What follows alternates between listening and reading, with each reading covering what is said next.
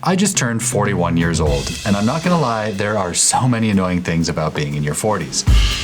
From low back pain to having to watch what you eat, there are loads of reasons to miss the good old days. But at the same time, in pretty much every other way, I'm doing so much better than I ever did back then that I'd never want to go back to it if it meant giving up all the lessons I've learned along the way. Because it's in your 40s when you really start to hit your stride professionally and you get comfortable enough in your own skin that you stop caring so much what others think of you. There we go.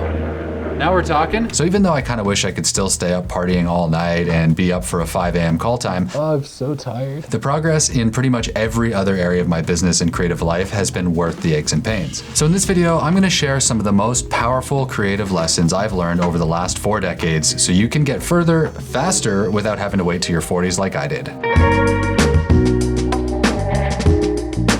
Okay, I don't want to sugarcoat anything in this video, so let's just get it started with the biggest truth I've learned from 15 plus years working in the media, and that's that most things you do aren't gonna have much impact. Now, maybe that's a harsh way to start this video, but it's better to go into it with your eyes open. What I mean is that while you're still in the dreaming/planning phases of a new project, no matter whether it's a tiny one-man band or a giant set with a 100-person crew, most of us still believe at that stage we're gonna make something amazing. There's so much energy and optimism, and unless you're really just showing up for a paycheck, it always feels like this is gonna be the project that goes big. But realistically, I've learned that most things are gonna fall short of your expectations. Like maybe the budget wasn't enough to get all the locations you wanted, or a key character pulled out at the last minute, or I don't know, maybe another project came out at the same time as yours that stole all your thunder. Sometimes you can do everything right and still the distributors or the film festivals or even the audiences just aren't interested. That's just kind of the way it goes, and you're gonna have to make peace with that if you want to stick around long term. Yeah, when an edit comes back and it's underwhelming, or when the 10th production company in a row passes on your pitch, it sucks pretty bad. But it's what you do next that defines your career. The easy thing to do is get mad and quit, and then maybe, I don't know, blame the industry or the public's bad taste or whatever on your way out. But the professionals don't hold on to that bitterness. They learn from what went well and, more importantly, what went wrong,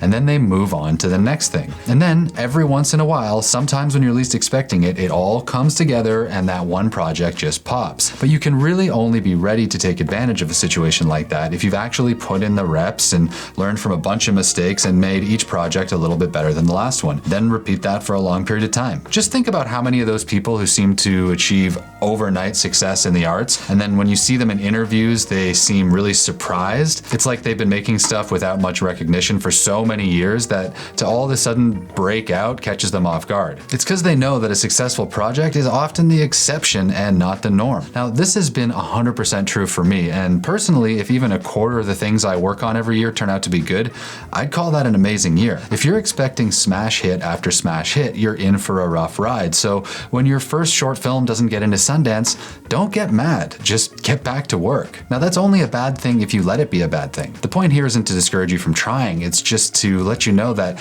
most things are gonna fall short of the mark, so don't get mad when it happens because it's mostly inevitable. Just keep going and don't let it feel like your world's ending just because your project didn't change the world like you hoped it would. If you keep at it, eventually all your skills will come together and you just might be able to do that. Now, if that wasn't rough enough for you, then this next lesson might be even harsher, but that doesn't make it any less true. And that's honestly that most people are lazy. Look, I'm not trying to be judgmental here, and there are lots of different ways to make a living, but the reality is that so many people out there just aren't giving 100% effort. There are some people who have genuine life reasons why that might be, but other than them, it's really so rare to find someone that goes after what they want with full commitment. Now, I'm not talking about being a workaholic or neglecting your family and friends so you can spend more time editing, but be honest. If you're out there saying you want to be a filmmaker or photographer or whatever, do your daily actions actually back that up? Like, are you creating opportunities for yourself by regularly producing work and making new contacts and investing in your skills, or are you mainly watching videos on what to buy? Now, nothing wrong with the gear review, but unless you do the other stuff consistently for years, you're not gonna have a career. But that should be good news, because if you are one of those few people who really is putting in the work and continuously improving, you're in a rare group. Seriously, everyone I've ever met trying to break into this industry who really goes for it always finds a way in. Now, only you know if that's you or not. If it's not, then you have some options. You can either choose to push harder and do what it takes or not. If you don't want to, or if pushing yourself to grow sounds like it will take the fun out of things, then great, keep it as a hobby. Nothing wrong with that. It's a fantastic hobby, and there's lots of times when I wish I wasn't doing it for money. But if you want this to be your career, it's gonna take some sacrifice. But let's say you are down for all that hard work. The next thing I've learned is all about a mindset misalignment that I see in creative people all the time. And that's this weird scarcity-driven thinking that makes you think the only way for you to succeed is for others to do badly. Now, most of the time this shows itself in the form of jealousy or maybe resentment towards someone else for doing well, because deep down it makes you feel like they're making off with a prize you want for yourself. If I'm being honest, I felt like this quite a lot in my 20s when I was trying to break into the photojournalism industry. Like I'd see someone around my age or experience level winning a big international prize or getting a photo in a prestigious publication, and my first reaction was to think of all the reasons why they didn't deserve it. It's not pretty, but there it is. Now, with 20 years of experience, I've learned that this is absolutely a misguided way of thinking that really only hurts you, because the truth is, how well others are doing has no bearing on your own success. If others are doing well, it actually means there's a market for what you do too, which is a good thing. It's up to you to find the way in, and if you can't, it probably means that you just need a bit more time to hone your skills and develop your contacts, or you need to work a little harder, just like we talked about. But it takes some real self-confidence to accept that, and it's just so much easier to be jealous or quit. But the sooner you can stop resenting others and start seeing their successes as proof that your own dreams are also possible, the better off you'll be. You can't beat anyone in the arts, and if that's your goal, you're just poisoning your own happiness. Now, the next point is sort of a variation on the same idea, but in a bit of a different form. Because when you're earlier on in your career, it can be really easy to think that you have to do everything yourself. And for a while, that's probably true for logistical reasons, like you don't have the budget or the network to bring other people onto your project, so you have to do it all alone. But this can lead to the mindset that you're the only one who can do a good job, and that's gonna hold you back long term. Personally, I think it's important to go through a phase where you're forced to experience all the parts of the job so that you understand the full process. But if you've ever watched the credits at the end of a movie, you're gonna know that the best work out there is almost always a group effort. And that's just because it's almost impossible to be world-class at everything. And the sooner you get clear on where your skills are, the sooner you can outsource the things you're not good at. Like me, for example, I've learned over the last 20 years that I'm unusually good at some things and very, very bad at others. I'm at my best in the field as a cinematographer or director. Like I can function pretty well in almost any environment, and I'm good at working with strangers in other cultures, and I'd like to think I can make some good looking frames too. But when it comes to some of the other parts of the filmmaking process, not so much. Like I don't have the patience to do multiple rounds of very fine editing, and I'm not nearly organized enough to be a good producer. Now, I've done tons of editing earlier on, and I've had to self-produce dozens of personal projects over the years, but that's not where my strengths are. And once I accepted that I couldn't do it all and started outsourcing those parts of the process, I started to make progress much, much faster. And when I say outsourcing, it can be either paying people to help you out or finding people who have similar goals and are trying to break in the industry themselves, and then collaborating. So it doesn't all have to be about money, but you do need to find other people. So yes, in your 20s, you will have to be a jack of all trades. But as you gain experience and find the part of the process you're most drawn to,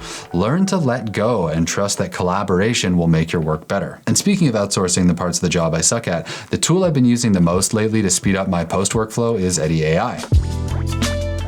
Now hold on, don't freak out just because I said the word AI, because this has nothing to do with generating clips or creating songs out of nothing and calling it art. To be honest, I'm not a huge fan of most generative AI outside some very specific use cases, and that's why I've turned down all the AI sponsors that have approached me before, apart from Eddie. Because that's not what Eddie is. It's actually a virtual assistant editor that's main job is to help you get through the parts of editing that either take too long or cost too much to pay someone else to do, so you can actually get to the editing part. But what does that mean exactly? Okay, so let's just say I went out and shot a few long interviews and some B-roll for a doc project, and now I'm back at my computer with 15 hours of footage that I want to start cutting up. Now, normally you'd have to spend hours, if not days, depending on how much you shot, just prepping that footage. Like watching it all through, cutting out all the bad takes, and laying it out on a timeline can be incredibly time-consuming, and for me, very tedious. Now, on a bigger show, you'd hire an AE to do it for you, but for personal projects and these videos, for example, that's just not in the budget. Now, Eddie can do that in literally minutes and output perfectly organized and keyworded cut downs to any editor of your choice. I made an entire video about this and how it works a couple months ago, and it's only gotten more powerful since then. It can also help you get started on edits and create super detailed B-roll libraries and even output fully cut clips for social media, but that's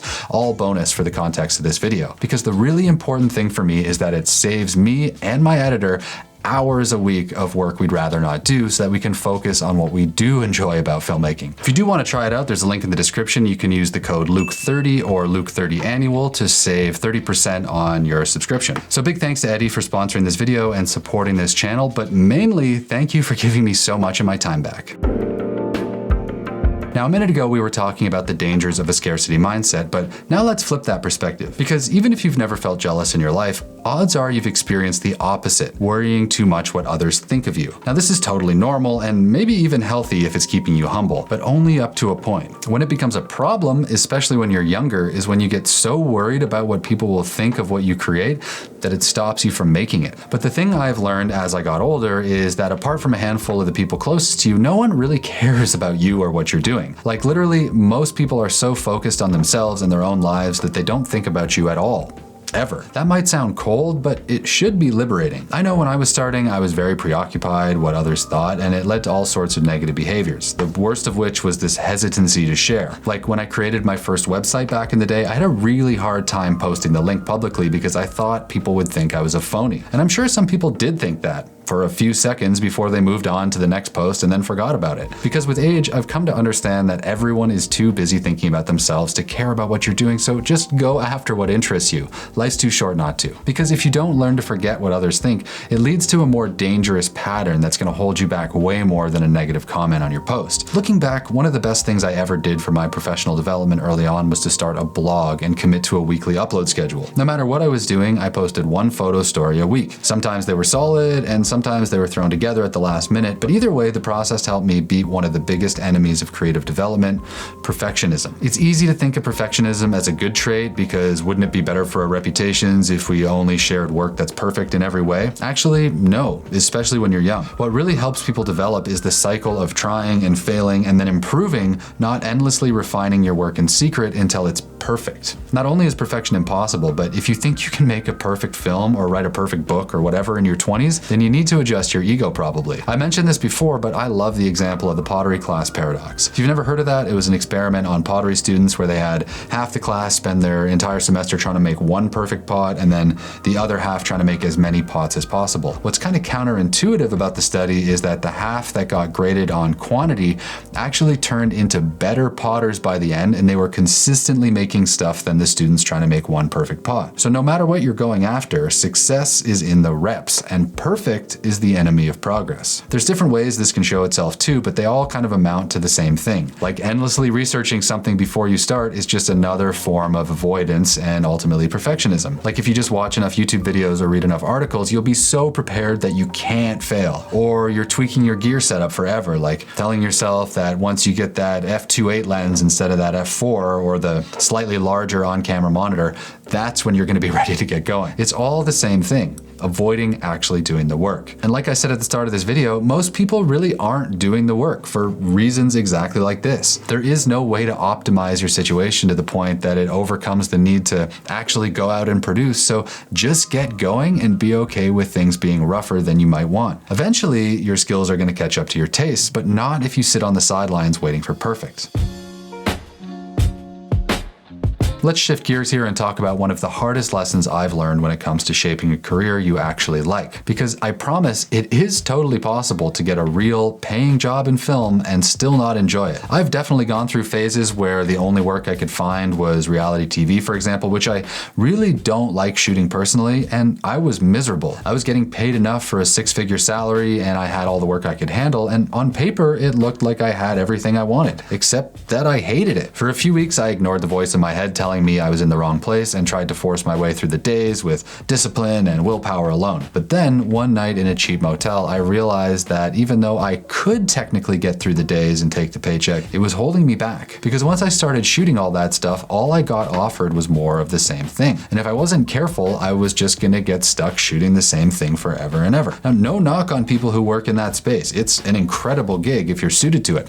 I just wasn't. That meant that even though I was worried about money and we were in the middle of the pandemic when the doc business was hurting pretty bad, I started saying no to all those gigs. And believe me, this wasn't coming from a place of financial luxury either, because it got to the point where I was seriously sizing up Uber Eats bike bags because I was so low on cash. But I also knew that the only way to steer the ship of my career towards what I wanted was to say no to the things that I didn't align with. And so I stayed firm. It was really hard and I had to make some major life adjustments, but a year or so later, I'd fixed the problem. And for the last few years, I've been able to focus pretty much only on projects that I'm genuinely excited to be a part of or that pay so well I don't care. And if I hadn't said no to all those other distractions, I really don't think that would be the case. And I know when you're starting out, you need to take what you can get. So I'm not telling you to turn down paid work if you're right at the beginning of your career. But as you get more experience and start moving up the ladder, just keep it in mind, and when you're ready, tell people no so you can focus on the things that are a full-on yes. All right, let's finish this video off with some rapid-fire lessons to keep this video moving and make sure you're not 40 by the time it's done. First is that a daily walk will solve more problems than a new piece of tech. Whether you're trying to sort out a story problem or you're completely stressed out about how little progress you're making on an edit, walking will help. Let your body move on autopilot and give yourself the mental space to think about creative solutions, and it's amazing how often a good walk will lead to an aha moment. Leave your headphones at home and just think. Plus, it's good for your heart and will keep you alive longer, so win-win. Next is a huge issue I see with young filmmakers these days, and it's deadly in the long run, and that's forgetting to get out and actually have life experiences. The world is expensive and competitive these days, and for a lot of people, it can feel like every day not spent building their career is wasted time. But filmmaking and the arts in general are ideas-based industries, and if you don't get out in the real world and see things, you just won't have as many ideas as someone who does. Your career won't be over because you backpack through Nepal instead of sending networking emails, and when you get back, you'll have more perspective, more empathy, and more insights to offer. So being focused on your career is great, but don't forget to experience the world so you actually have something to say. And then lastly, while we're talking about ideas, I'll end with one simple ask. Just please read books. I know there are so many other entertainment options out there that require less effort, but if you don't read, you're making a big mistake. Books are windows into some of the minds of the most interesting people and events in history, and the fact that you can get them for like the price of a sandwich these days, it's insane not to. Internet content is great and I'm all about it, but as good as a Johnny Harris video can be, it's not the same as reading a book. I'm sorry, Johnny. And in case you think reading isn't for everyone, just remember that the American general in charge of the Marine Corps during the Iraq and Afghanistan wars said, if you haven't read hundreds of books, you're functionally illiterate. So don't just take the word of a random Canadian DP on the internet. So there we go, some of the most hard-won lessons about a creative life that I've learned in my 40s that I really wish I'd known 20 years ago. And a lot of this stuff you have to learn for yourself to really get it, but if you can keep these ideas in the back of your mind, whether you're in your 20s or 40s or any age for that matter, I think you'll find you can save yourself a lot of heartache. And don't forget to check out Eddie AI if you're looking to outsource some of that grunt work. There's a link in the description, and use the code Luke30 or Luke30 annual to save 30%. See ya.